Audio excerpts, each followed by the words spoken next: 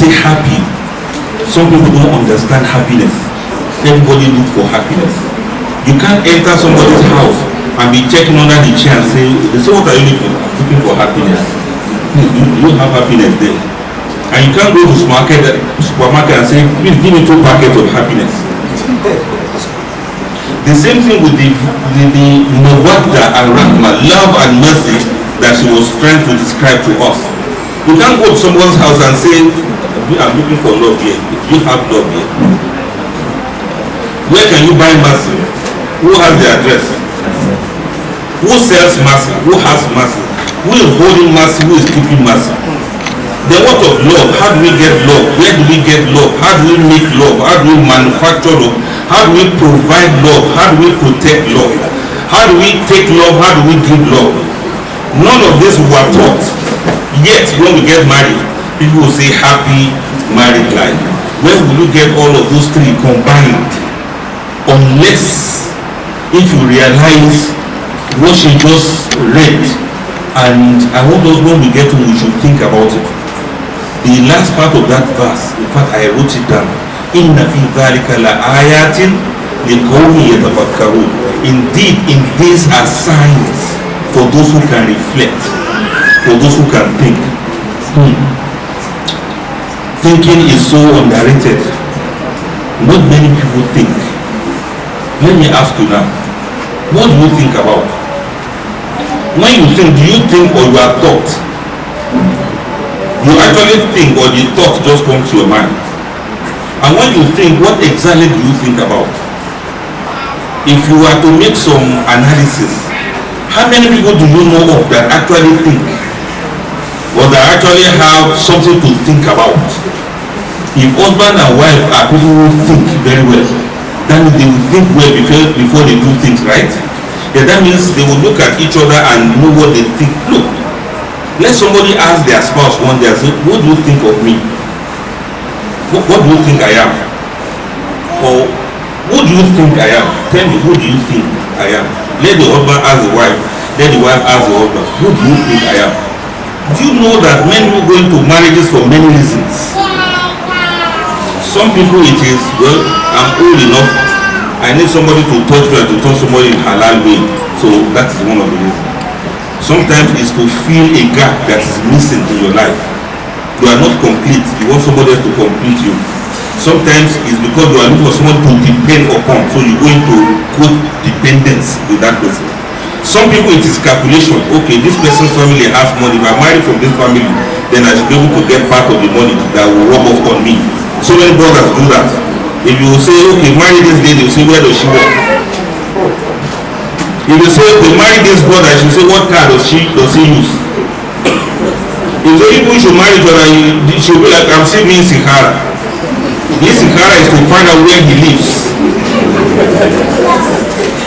You say, brother, marry her now. She's a very nice lady from good family. He will say, is her father a politician? What contract can they give me if I marry them?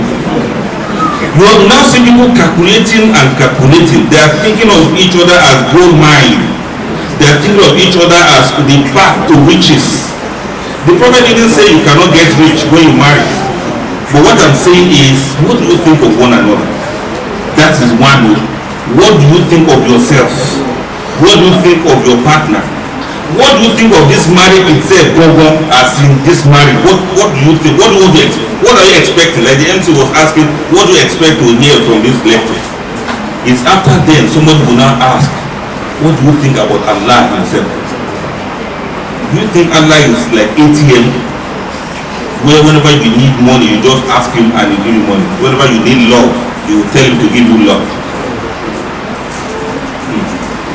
This thing that we just heard this morning, please let us not take it for a joke. Let us read that verse over and over again. Now let me ask you before I gloss over what I was told to speak about. Are you ready now? Does a cow give milk? You have to milk a cow. No cow will come and say, come and take my milk. No marriage wants to be successful. No marriage can guarantee you happiness. unless you put it there. Nobody can guarantee you love. You are the one that will put love in it. Assumption is what kills us. Mindsets that are not correct is what makes us to give up. We look at each other and we don't even know what to make of one another. Like she rightly said, after 2 years we be like, who drove me to this? Who did this to me? And that's why before 5 years, forgive me for saying this, I don't have proof for it, 4 out of 5 marriages wish they had married somebody else. Let me ask you another question. You ready? How does a peacock reproduce? Do you know how a peacock reproduces? A peacock doesn't lay egg. It's a peahen that lays egg. Because peacock is the male. It's a peahen that lays egg. No, because you assumed. When somebody says peacock, you just assumed that they are talking about the gender that's supposed to lay eggs. Peacock is a cock. That's why you call it peacock. And there's peahen. So if they say, how does a peacock reproduce? You can't say it lays eggs. It doesn't lay eggs. It's the peahen that actually lays eggs. Do you now understand very well? That's why when she recited Inna fi dhalika la ayatin, they call me Abdulfattah. Indeed, in this are signs for those who think. For those who think deeply. For those who reflect on whatever Allah says. Now, is this deep thinking and reflection that makes you to look into matters of this polygamy they talk about? Sorry, I'm using polygamy generally. That's how we look at it. There's polygyny actually. When a man marries more than one wife, is there any polygyny without hurt? You feel hot now. You feel hot. Does the Lord feel hot coming to this world? But if you look at the person who put polygyny in place, that's Allah. You know that He has reasons for putting it in place. And when Allah says these things, He's not talking about everybody, not the jamhur. It is for those who can do it, and those who should do it, and those who have the circumstances and the conditions and the prerequisites to do it. Do you want me to say it again? It is not for everybody. Just like marriages are not for everyone. Some people are not caught out for marriage. Some people cannot be husbands. You can't keep a woman. He will beat her to death. Is an abuser. You know, he can't take care of a fellow being. He's a psychopath. You can't keep a wife with a sociopath. He will maltreat her, he will abuse her. Some people are not caught out for it. Just like some women are not caught out for marriage. There is society that forces them that they must go and marry.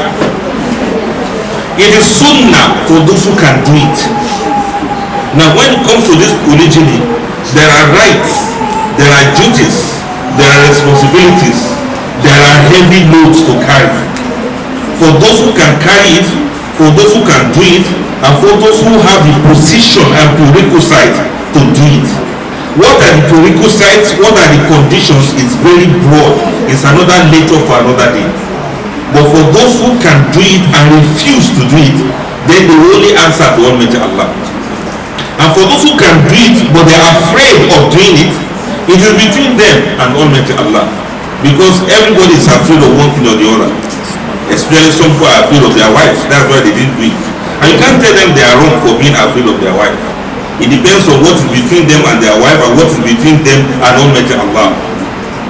So in other words, the rights and responsibilities that we are to look for when it comes to polygyny is exactly the same right and responsibility of this peace of mind, tranquility that was described to us, and then the love and the mercy that we are talking about. We always repeat it, there can't be love without mercy, just like there cannot be mercy without love. If you want to put love and mercy in every relationship, whether it is polygynous or it is monogamous, it is still going to work well. It's going to work fine. It is what you face that you meet. It is what you are looking for that you get. It is what you are searching for that will become yours.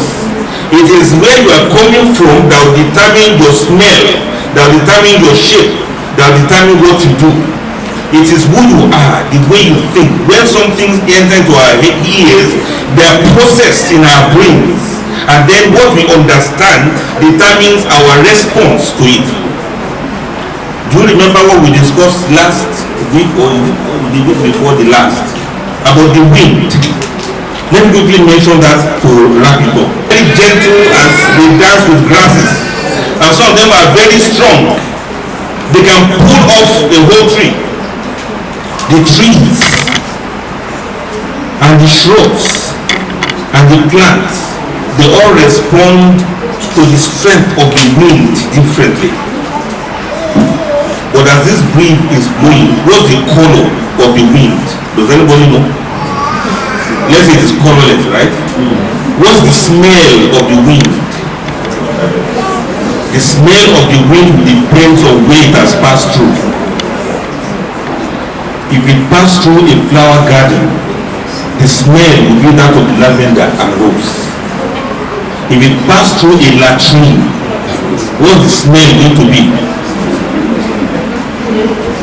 The Quran normally says, لِيَهْلِكَ مَنْ هَلَكَ عَنْ بَيِّنَةٍ وَيَحْيَى مَنْ حَيَّ عَنْ بَيِّنَةٍ.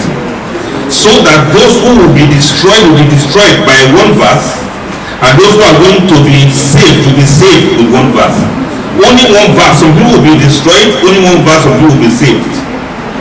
Just like the wind, only the same wind, but wherever it passes through will determine what smell or stench or aroma that we get. The verse of Allah can pass through people, but it depends on who they are. That will determine how they behave and how they react or enact that verse of the Quran. Allah talk about polygamy truly, but come and see how people practice it wrongly. It's not the polygamy, it's not the verse of Quran that is wrong. They are the ones. The verse of Allah must have passed through the wrong persons, and then they turn it to something else. And that is why no wonder some people are afraid of going to polygamy, because they have seen so many horrible experiences, so many bad things have happened. But don't get it twisted. It is not Allah that is wrong. It is the people that are not amongst those qawmi yatafakkarun. They are not among those who can think and reflect on the verses and signs of Almighty Allah. What is the smell that comes from the other side of our mouth? It doesn't smell nice. It depends on what you ate. If you eat too much moi without stepping it down with bread, or you eat akara burger, you know the kind of air that will come from the other side, right? I don't know whether you notice the same thing. The sweeter what we eat is the more horrible what will come out at the other end in form of wind. If you eat something that's very sweet, the kind of wind that will come out will be very, it can kill somebody. And if you eat something that doesn't have any taste, let's say you eat sawdust, for example, what will come out of you will also smell like sawdust. Have you noticed? What of somebody who experiments with all sorts of things to eat? Which of you here has eaten shawarma with ewedu before? What of pizza with ogbono soup? You never tried it before? Whatever experiment you take, whatever thing you eat, it will determine what comes out of you. Who we are sometimes determine what our marriages become. If you are somebody who knows how to show love and express love, you will find love in your marriage. But it takes two to tango. What if you marry somebody who doesn't understand love at all? You are trying to hug him, he looks like NEPA pole. You are trying to kiss him, his mouth is smelling. You are trying to be romantic, he's looking at you as well. What do you want? What do you want? How much do you want? You say, I don't want, I just want to say I love you. Since when? Since when did you hear that politicians still campaign after winning election? What if you marry the wrong person?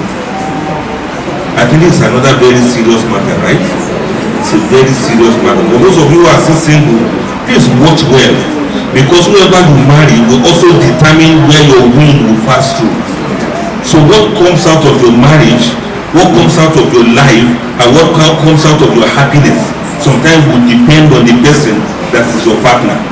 So be very cautious and be very observant. Be very prayerful also. I know, doctor, I know from what you are saying, many people know what love is now.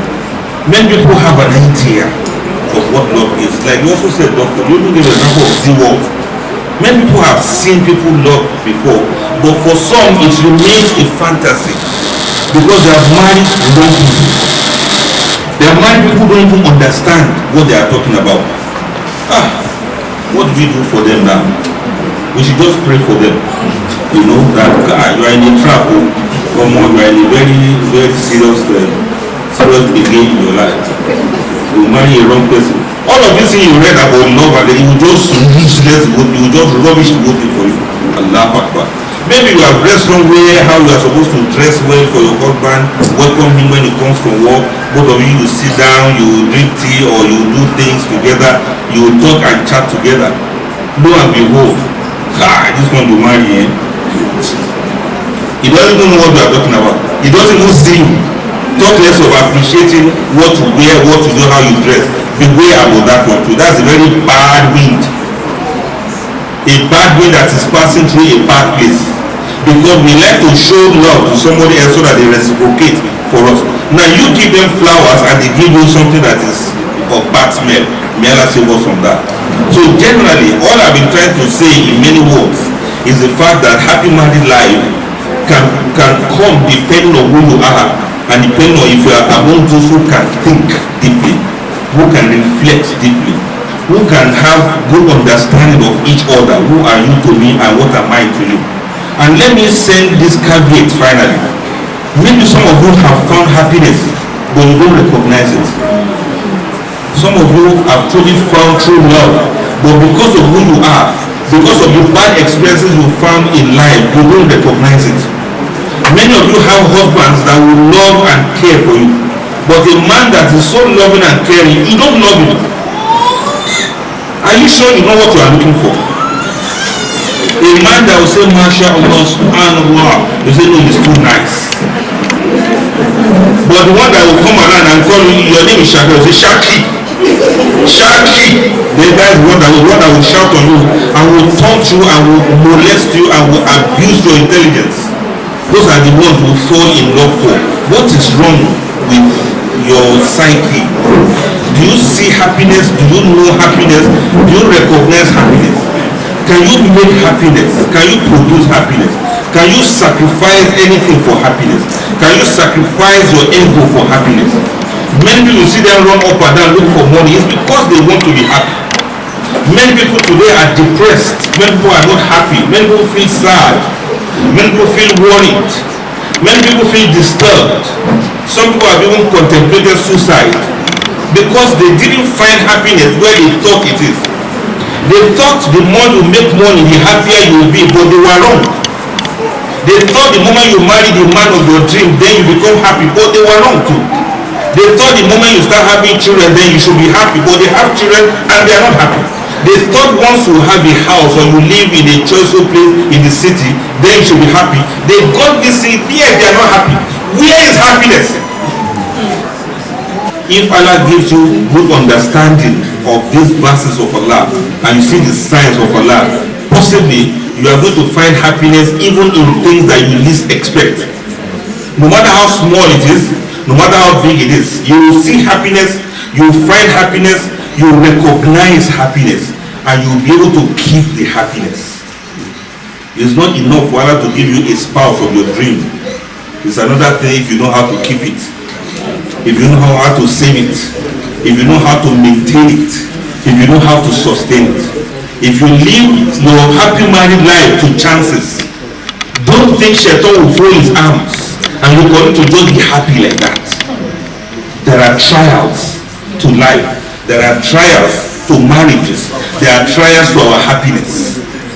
Every form of happiness or married life or life itself, you will always have trials there. Are you ready to sacrifice and hold on to that happiness regardless of the trial that you find? Are you ready to believe believe in Allah and stand with Allah and do your best, even when you are not getting it reciprocated. Are you ready to surrender to Allah and seek happiness from Allah and do things that you know will bring happiness to you and to others, without forgetting that above all is Allah, that actually is the source of al-mawaddah, the love that we are talking about, and the rahmah we are talking about. Because like she said, one of the names of Allah is al-wadud, and one of the names of Allah is al-rahman. I want you to seek these from Allah subhanahu wa ta'ala, and I believe strongly that Allah will answer your prayer in that regard.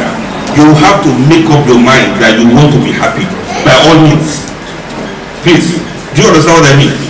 You want to be happy, and you are ready to be happy, and you are not waiting for somebody else to make you happy. You will begin to find the source of your happiness from within, and it is Allah that you find within yourself. I told somebody some time ago that if an egg should break from inside, it means life.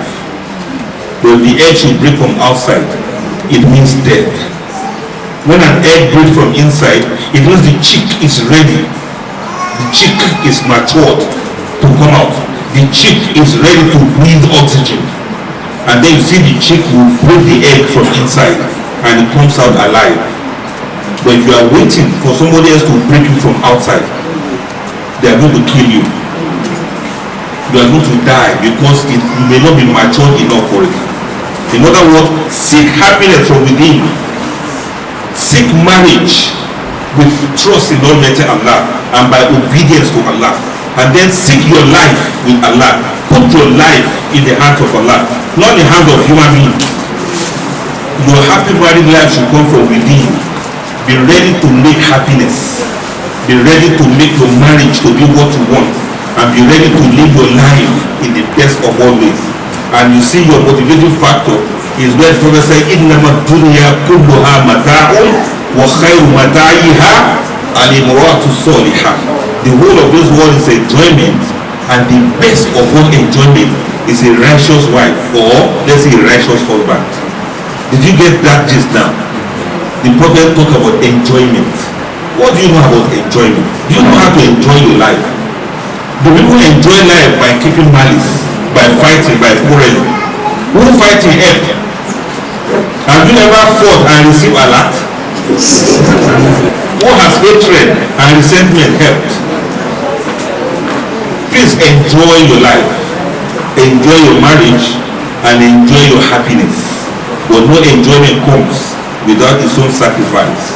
You ready to make the sacrifice, seek knowledge, take to Almighty Allah, and do fikri, think very deeply about Almighty Allah's injunction before you do anything. If you can do that, you will never make mistake. May Allah make it easy for us. Sorry for taking your time. May Allah reward you abundantly.